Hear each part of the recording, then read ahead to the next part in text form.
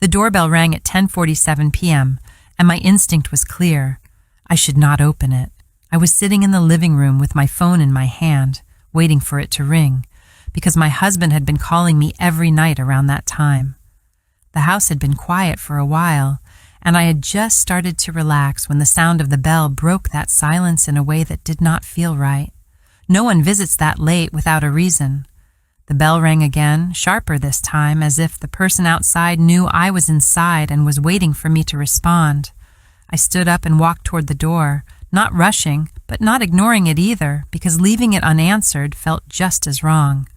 When I reached the door, I did not open it immediately. Instead, I looked through the glass. The moment I saw him, my body tensed. Victor was standing outside, and for a second, I stayed completely still, my hand resting on the door without moving. I had not seen him in 10 years, and I had built my life carefully in a place where I believed he could never find me.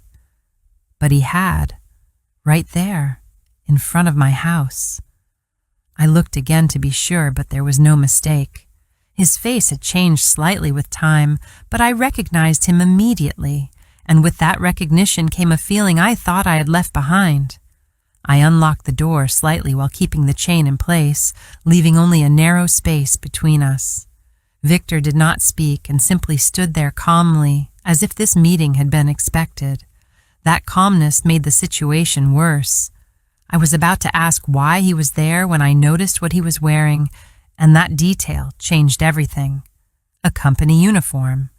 For a brief moment, my mind resisted the connection, but once it formed, it was impossible to ignore. He worked for my husband.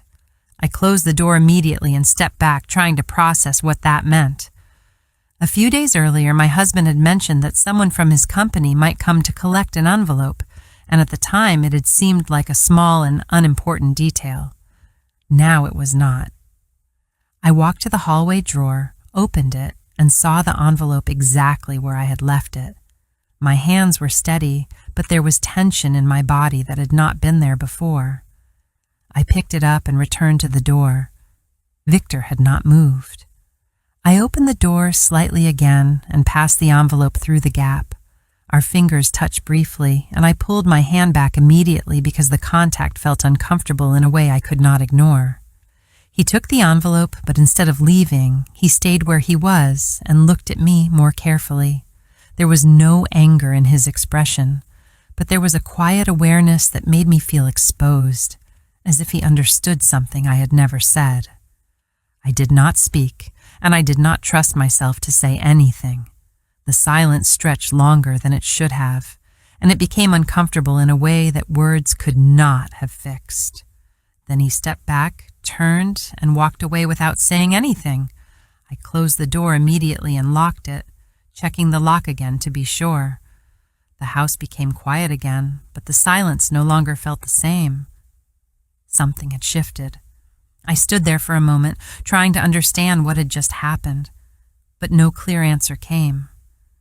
I had left that part of my life behind years ago, or at least I believed I had, and I had built everything carefully to keep it that way. And yet, in one moment, it had returned. I went upstairs and opened my son's door. He was sleeping peacefully, unaware of everything that had just happened, and watching him brought a sense of stability that I needed in that moment. I stayed there longer than necessary, letting that calm settle my thoughts. But one realization remained clear. Victor knew where I lived, and now that he had found me once, there was no reason to believe he would not return. That thought stayed with me long after I left the room. That night, I did not sleep properly. I lay awake, listening to every small sound in the house, noticing things I would normally ignore.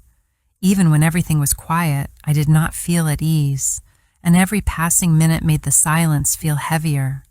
My thoughts kept returning to the same question. How had he found me? I had never told anyone about him, not even my husband. I had chosen to leave that part of my life behind completely, believing it was better to move forward without reopening something that had already ended. But now that silence felt like a mistake. If Victor knew where I lived, then his visit was not random. It meant something. The next morning I tried to return to my normal routine. I took care of my son, prepared his meals, and moved through the house as I always did. But my attention was not fully on what I was doing. It kept shifting toward the door, toward the windows, toward any sound that did not belong. I noticed myself checking the lock more than once. I noticed myself looking outside before moving through the house. These were small actions, but they were not part of my normal routine. They were signs. Nothing happened that day, with no knock, no movement outside, and no sign that he had been there at all. But the feeling did not go away. It stayed with me, just below the surface, waiting. By evening, the house returned to its usual quiet state. My son fell asleep, and I sat alone again in the living room, holding my phone, waiting for my husband's call. Everything looked the same as the night before, but it did not feel the same. I kept thinking about the way Victor had stood there, calm, certain, as if he had not come by accident. That detail stayed with me. People do not return after 10 years without a reason, and whatever that reason was, I had not seen it yet. I looked toward the door again, even though there was no sound. That was when I understood something clearly. This was not over, and the next time he came back, it would not feel like a surprise anymore. Before I share the rest of the story, I need to know, where are you listening from? I would love to hear from you. 3 nights passed before anything happened again, but the feeling from that first visit never left me completely. During the day, I tried to keep my routine unchanged, telling myself that I was overthinking the situation, yet my actions quietly showed the opposite. I checked the front door more often than before, paused near the windows without realizing it, and reacted to small sounds that I would normally ignore. By the 3rd night, the house was calm again on the surface, but that calm no longer felt trustworthy. I had just put my son to sleep and was in the bathroom when the lights suddenly went out, leaving me in complete darkness.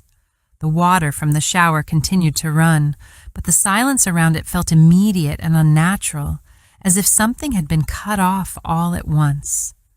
For a brief moment, I stood still, trying to understand whether it was simply a power cut or something else, but then my attention shifted to something more important. My son was alone in his room. I turned off the water and stepped out quickly, wrapping a robe around myself without taking the time to dry properly.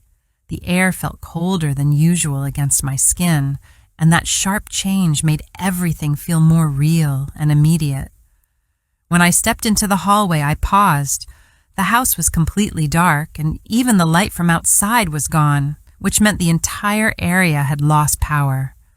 That should have made the situation feel ordinary, but it did not. The silence felt too complete, and it made every small movement more noticeable. I walked to my son's room first and opened the door carefully. He was still asleep, lying in the same position, undisturbed by the darkness around him. His breathing was slow and steady, and for a moment, that was enough to calm me.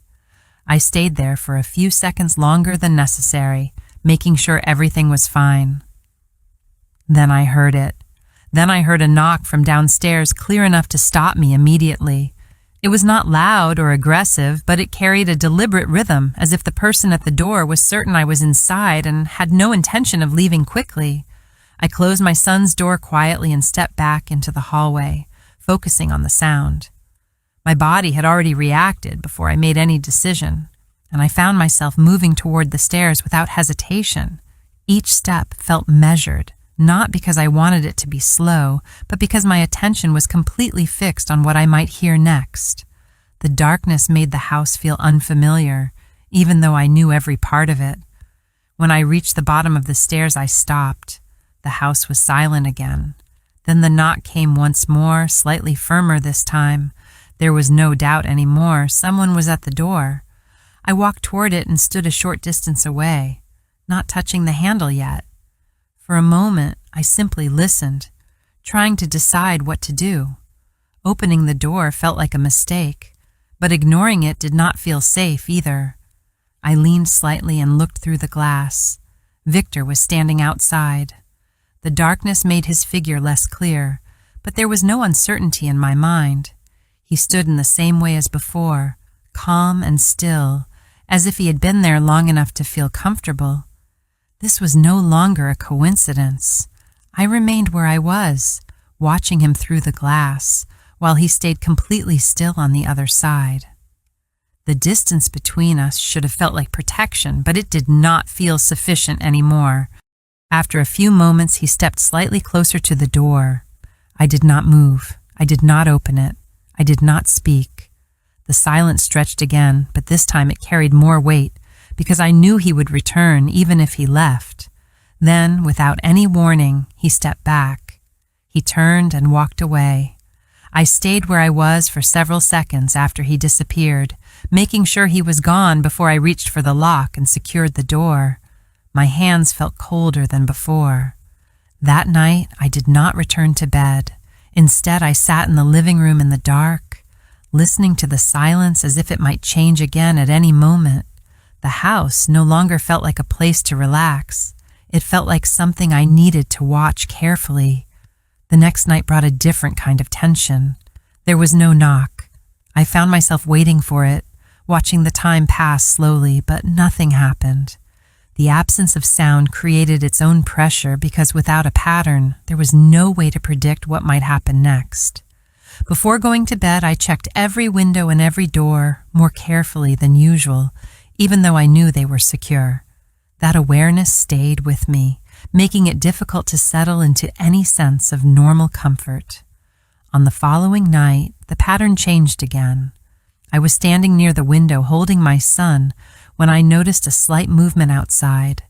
At first, I thought it might be nothing more than a shadow, but when I looked more closely, I saw him clearly. Victor was standing near the side of the house. He was not at the door. He was not knocking. He was simply watching. The distance between us was greater, but the feeling was stronger because his presence was no longer limited to the front door.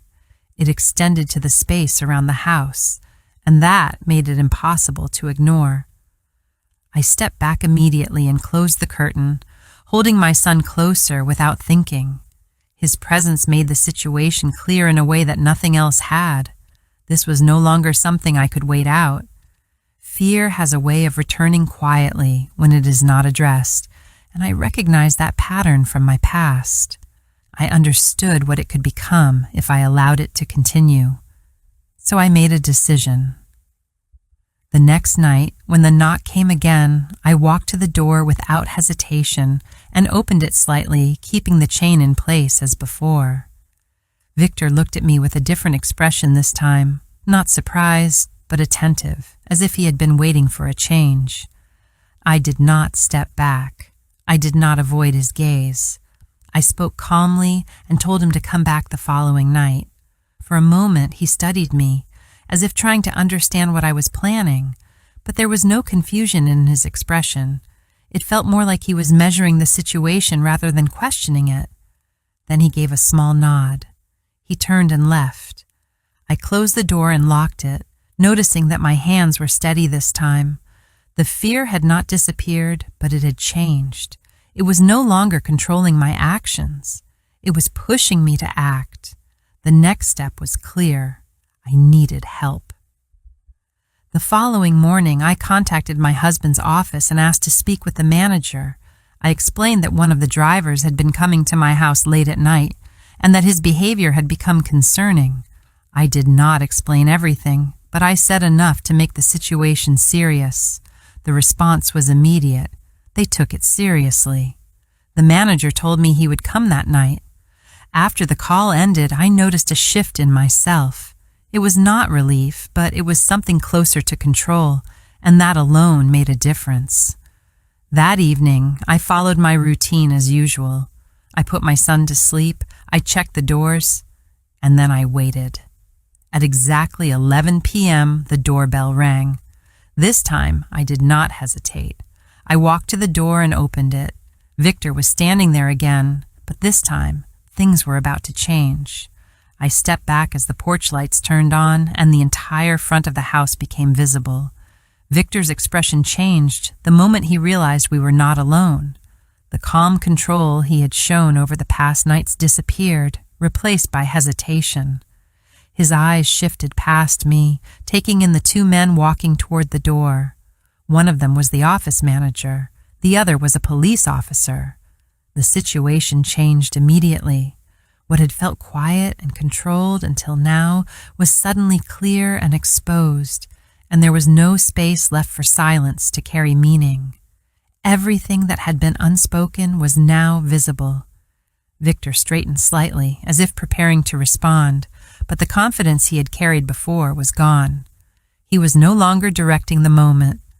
The officer spoke first, his tone steady and direct, as he asked Victor about his repeated visits to the house. There was no aggression in his voice, but there was clarity, and that clarity made the situation official.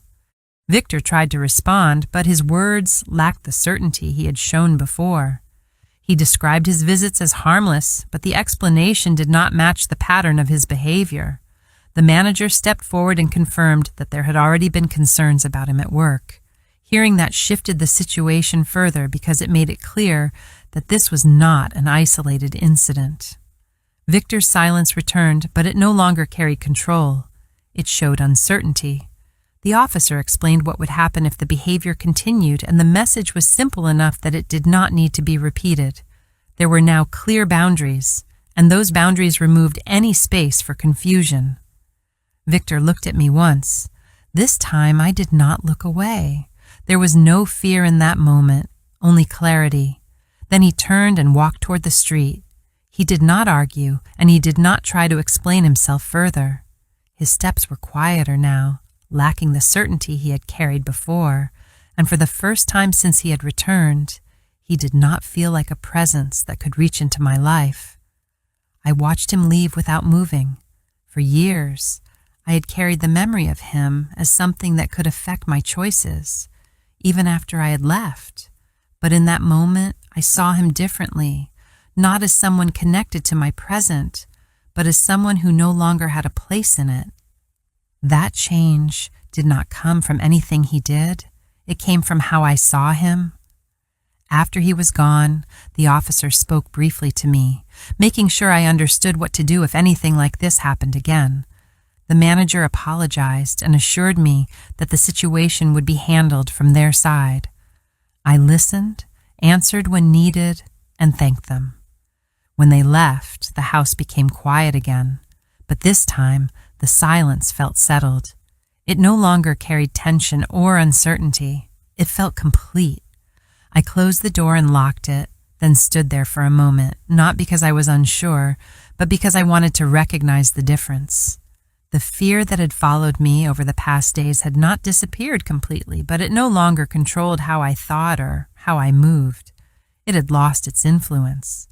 I went upstairs and opened my son's door. He was still asleep, undisturbed, and seeing him like that reminded me that life had continued through everything that had happened. That steady presence grounded me in a way that fear never could. I stayed there briefly, then closed the door and returned to the hallway. The next evening, my husband called. His voice sounded the same as always, steady and familiar, and for a moment I followed the same pattern, answering normally and speaking about small things. Then I paused. I knew that I could not keep this separate anymore. I told him that when he returned, I needed to talk to him about something important. He did not ask questions. He simply said he understood. That response mattered more than I expected because it gave me the space to speak without hesitation when the time came. 2 weeks later, he returned home. That evening looked like every other evening on the surface, but I knew it was different. After our son fell asleep, we sat together, and I told him everything. I told him about Victor, about the past I had never shared, about the nights he had come back, and about what had happened at the door. Saying it out loud made it feel clearer, as if something that had been distant for years had finally been placed where it belonged. When I finished, I looked at him and waited. He did not respond immediately. He took a moment, considering everything I had said, not reacting quickly, but understanding it fully. Then he reached for my hand. That simple gesture carried more meaning than any words could have. There was no judgment in it, no distance, only acceptance. In that moment, something shifted in a way I had not expected. For years, I had believed that keeping my past hidden would protect what I had built, but in reality, it had only created a space where fear could return without warning. Now that space was gone. Everything was in the open, and because of that, it no longer felt threatening. In the days that followed, life returned to its normal rhythm. The routines came back, the quiet evenings, the small, familiar moments, but they felt different, not because the situation had changed, but because I had. I was no longer carrying something unspoken. I was no longer waiting for the past to return. It already had, and I had faced it. That night, as I turned off the lights and walked upstairs, the house felt quiet again. But this time, it felt like mine. And for the first time in years, my past no longer felt like something waiting behind me. It felt finished. If this story kept you listening, don't forget to like, comment, and share your thoughts below. Subscribe for more emotional stories that stay with you long after they end.